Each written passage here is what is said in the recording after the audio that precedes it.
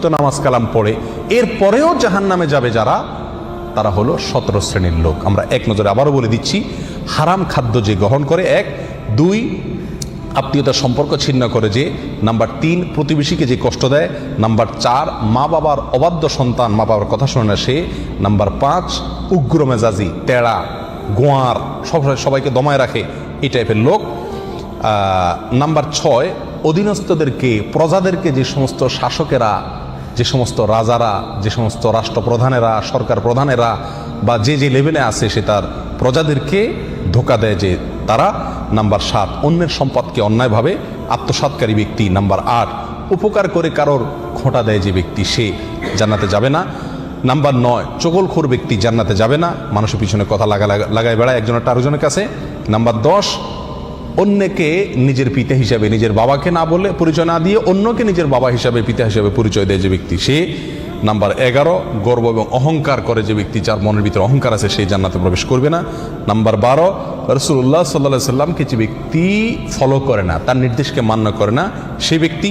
Number 13 অকারণে তালাক কামনা করে, তালাক চায় যে মহিলা, সেই মহিলা।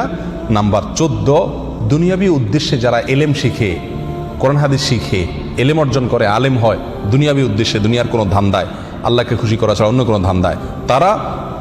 নাম্বার 15 চুলে বা দাড়িতে কোনো জায়গায় কালো কলব, পিওর কালো কলব ব্যবহার করে যারা, তারা।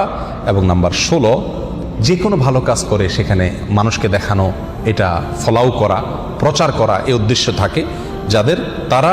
নাম্বার 17 ওয়ারিশকে বঞ্চিত করে তার হক থেকে, এরকম অভিভাবক।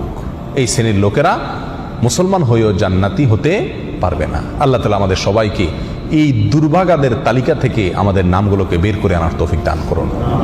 চেষ্টা করব এই 17 শ্রেণীর কোনোটিতে যাতে আমার নাম না থাকে, এটাকে টাঙায় রাখবো, ঝুলায় রাখবো লিস্টটাকে, এবং আমার ভেতরের কোনো পয়েন্ট আছে কিনা সেটা দেখে যাচাই করে সেখান থেকে নিজেকে বের করে আনবো ইনশাআল্লাহ। এরপরে আল্লাহ সুবহানাহু ওয়া তাআলার কাছে জান্নাত চাইতে পারবো, আশা করতে পারবো জোরালোভাবে। আল্লাহ সুবহানাহু ওয়া তাআলা আমাদের সবাইকে আখিরাতে কিয়ামতের দিন একেবারে ফার্স্ট চান্সে, প্রথম চান্সেই জান্নাত যেন আমরা লাভ করতে পারি, জাহান্নাম থেকে মুক্তি নসিব যেন হয়, সেই তৌফিক দান করুন। জাযাকুমুল্লাহ ওয়া আখিরু দাওয়ানা আলহামদুলিল্লাহি রাব্বিল আলামিন।